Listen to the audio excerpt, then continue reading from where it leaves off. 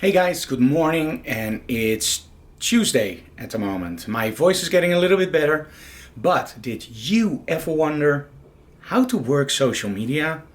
Then today's the episode for you. So join us in today's episode of Behind the Closed Doors.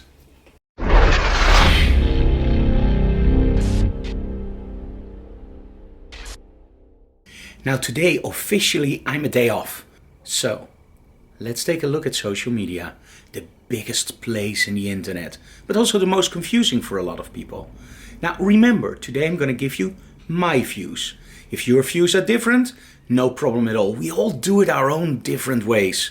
And that's the cool thing, because if everybody does it the same, it will be boring. Oh, but before we start, did you already register, subscribed, liked, shared, and whatever to this post?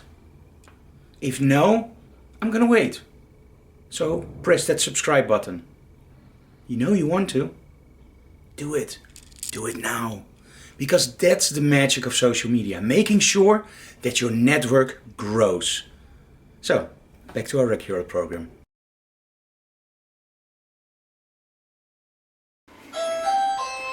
Okay, Anna-Week is coming in. Hey, Anna-Week. Hey, Anna-Week. Hello. Hey, Frank, what's up? What are you doing? I was checking my Twitter feed. Oh, let's make sure you stay within 140 characters. I will, Frank. Frank, come on! You've been in there for more than half an hour! Oh, sorry, I was checking my Facebook. What are you doing?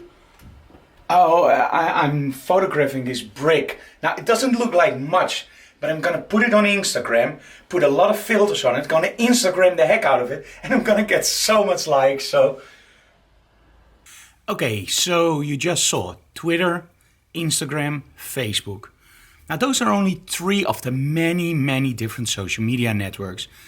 One might say there are way too many social media networks, and I agree. It actually started in 1997 with 6 degrees.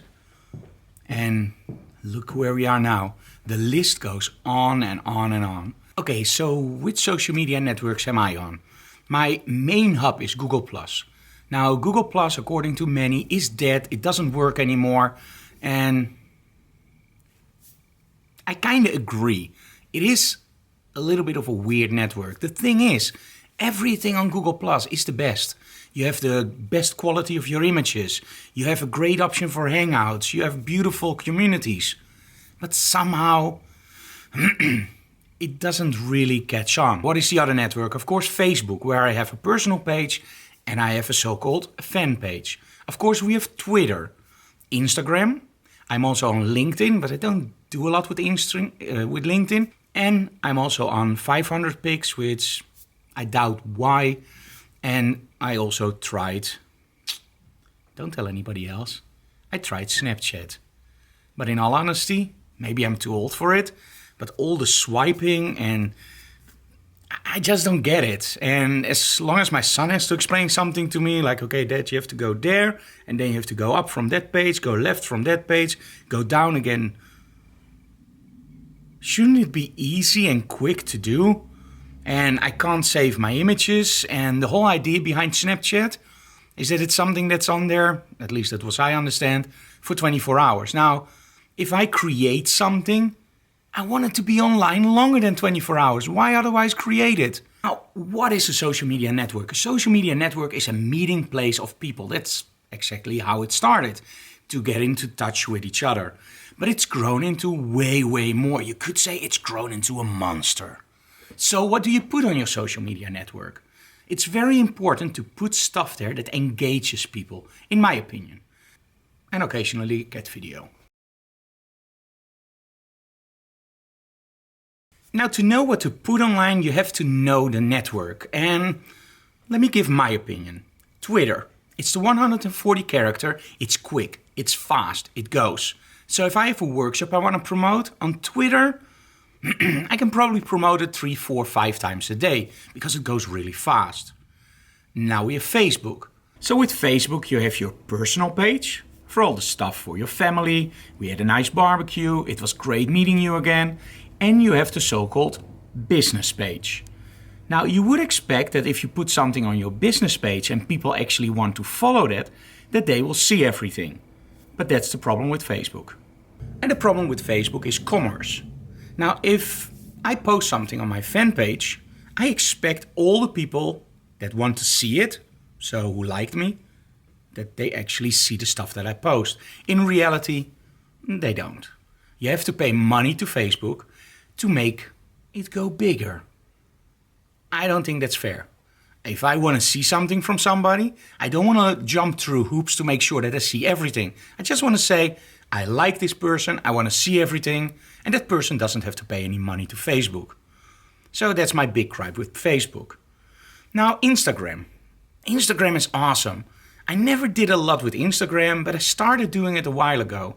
But Instagram, you have to be smart. You have to make it more interesting. So on Instagram, what you could do is, of course, take pictures of behind the scenes during a photo shoot. Put a nice text in it, like we were doing this photo shoot, this is the light setup. A little bit of storytelling. Now Facebook, on the other hand, is more the story itself with an image. And Twitter, it's at 140 characters. And it's really fast. You can see somebody's stream, but it's not really based on going to somebody's stream. That's Facebook and Instagram, where you really go to somebody's stream and look at it. The other thing that really bugs me about Facebook, no, I don't want to play games. No, I don't want to be invited for another level of Angry Birds. I just want to see stuff that inspires me and that motivates me to push myself further into my creativity. Now that's actually what Google Plus should be. Google Plus was really aimed at creators, the alternative to Facebook. And it is. And this is the frustrating part about Google Plus.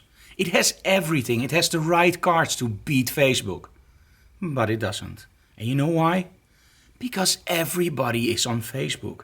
And you don't want to switch networks. In the Netherlands, we started out with something called Hives.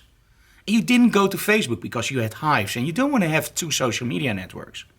Then when Hives died, we all went to Facebook. And it's really difficult to get people away from Facebook. Although Facebook is trying very hard at the moment by putting in some ridiculous rules, by giving you way too much commerce, by making sure that nobody sees your post unless you pay for it, and by limiting a lot of stuff. So Facebook, keep going, and maybe one day we'll switch to Google Plus or something else. Now, of course, you want to know targets. Now, for me, Twitter, again, is that repetitive pattern. You can do commercial stuff on Twitter and you can repeat it over and over again. Facebook, this is where you find your families for your weddings, newborns, and all the other stuff. Google Plus, I don't know. Instagram, it's the creative stuff. It's the people that make pictures that want to motivate you. And LinkedIn, that's where you can make connections for your business. I am on LinkedIn, but I have to be honest, I don't do anything with it. I sometimes just accept some people who I know, and everything is cross-linked with me, so yeah, it ends up on LinkedIn. But in all honesty, I never got any responses from LinkedIn, but that might be me because I don't put any work in it. And, very, very important, YouTube.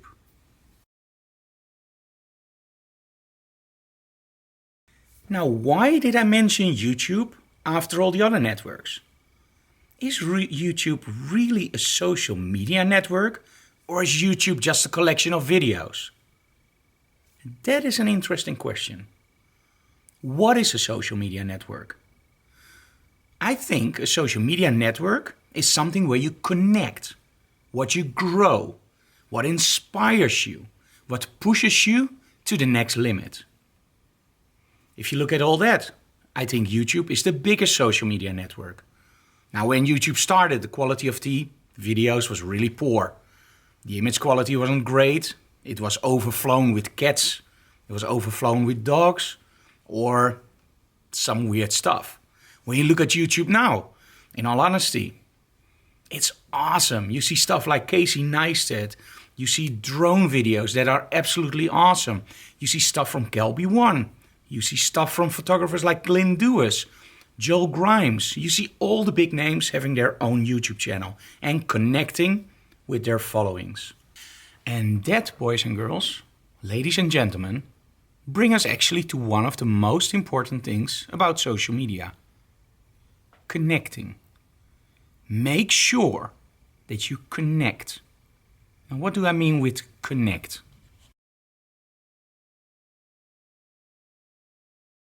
If you want more followers and if you want more people seeing your work, you have to make sure you put stuff out there that's interesting, that ignites the creativity in other people.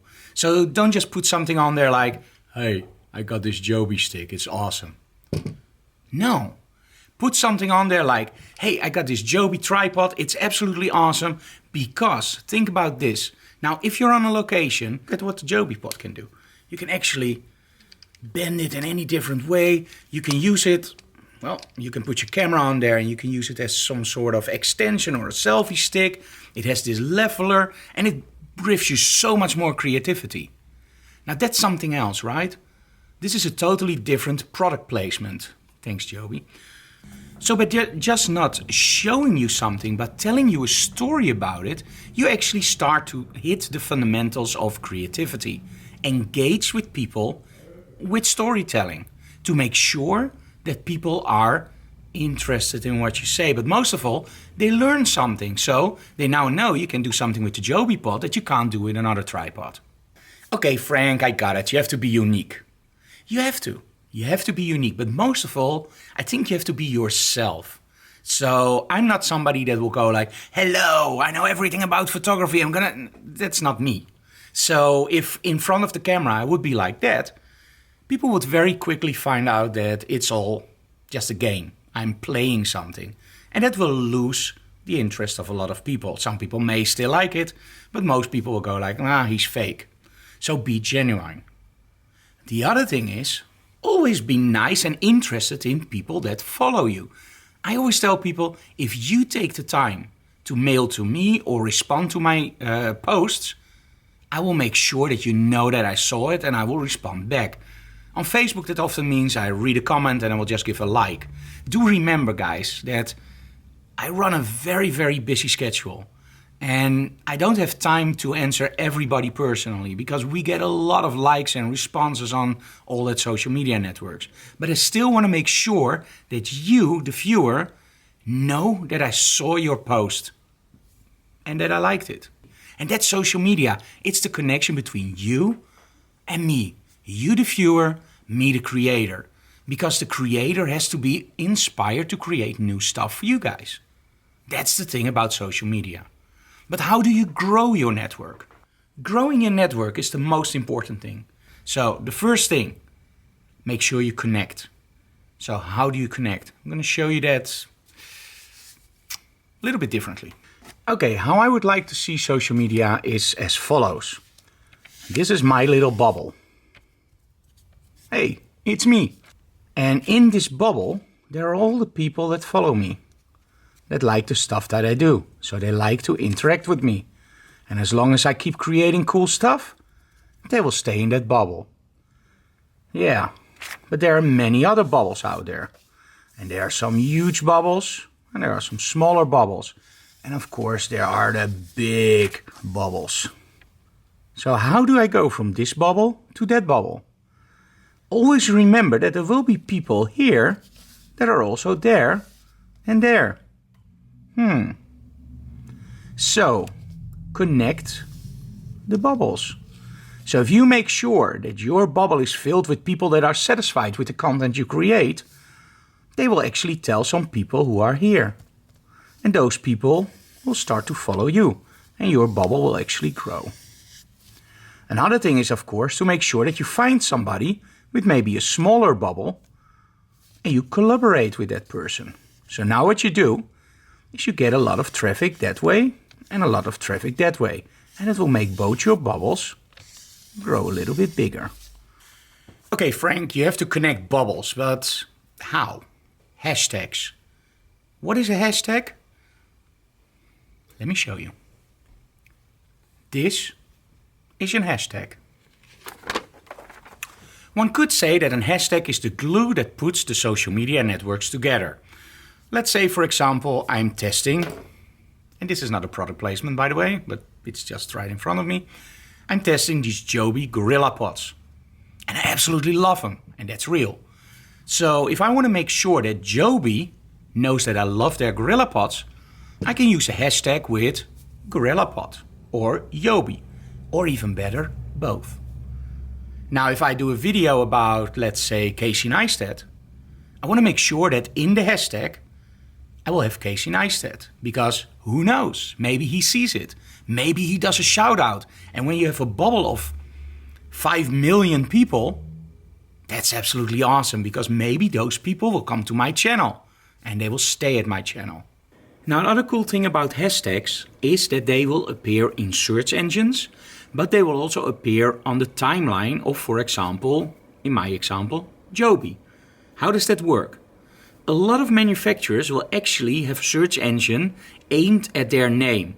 Like if I'm not satisfied with a product and I will hashtag that product, the manufacturer will actually see that hashtag and they can respond. Now, in this case, when I'm over the moon with a product, they will see my response on the product. Now, what they will do is they will probably take that response and put it on their website or on their Instagram or on their Facebook. The cool thing is, that's the way how you get into that other bubble. And often the manufacturers have a really big bubble. And if you make sure that the stuff on your internet is interesting, those people will stay. But how do you make sure that people stay in your channel? And how do you make sure that people don't leave your channel? Now, as mentioned before, you have to make sure that your content is up to par. In other words, you have to create stuff that inspires people, that teaches people, or that's just downright funny. The other thing is you have to be careful about what you post. Now, I will give you some pointers of topics that I will never touch on social media. And I will also tell you why. First thing, religion. I will never talk about religion on social media. 1, I'm a photographer, I'm an educator, I'm a filmmaker. I'm not really a filmmaker, you know what I mean, right? YouTube. I'm a YouTuber. So it doesn't make any sense for me to talk about religion. So why do it? Because I know I will upset people, some people. I don't talk about sports. Again, I'm not a sports photographer. So why should I tell people which soccer team or football team I like? Because you know there are people out there that will go like, oh, he's for that team? Oh man, then he sucks. I'm gonna go somewhere else. I'm not talking about personal stuff like, oh man, this morning I had a headache. Now, sometimes this works in a vlog because a vlog is actually a representation of my day. So when I got sick last week, and you can still hear it in my voice, I did post one vlog online called I'm Too Sick to Vlog.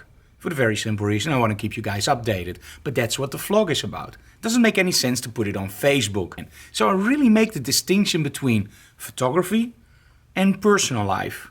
My personal life, that's me.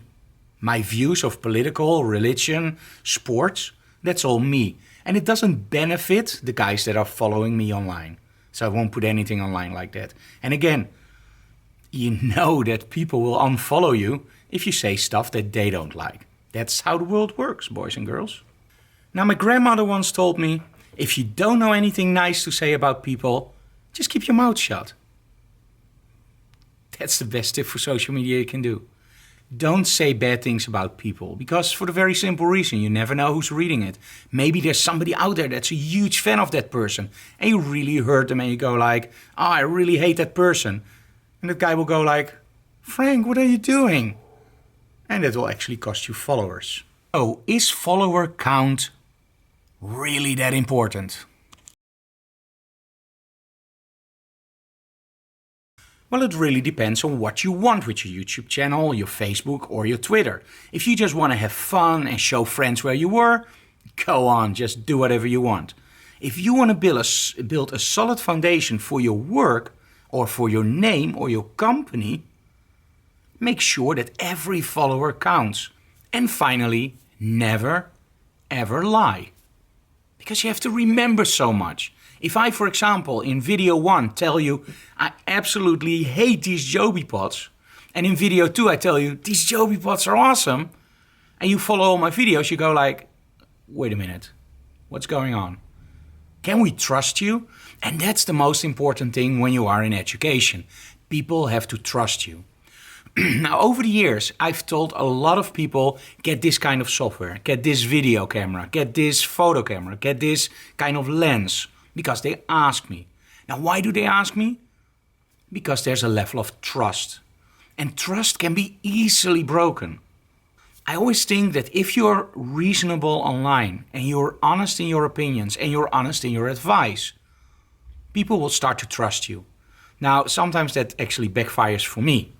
And although I just said I really respond to all your questions, sometimes you do have to remember, guys, I'm not the technical department from Ellingram or Sony. I'm just a user.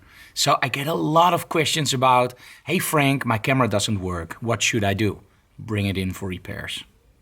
But the cool thing, of course, is that people actually ask you that kind of stuff. So that actually means they see you as, dare I say it, an authority on that brand.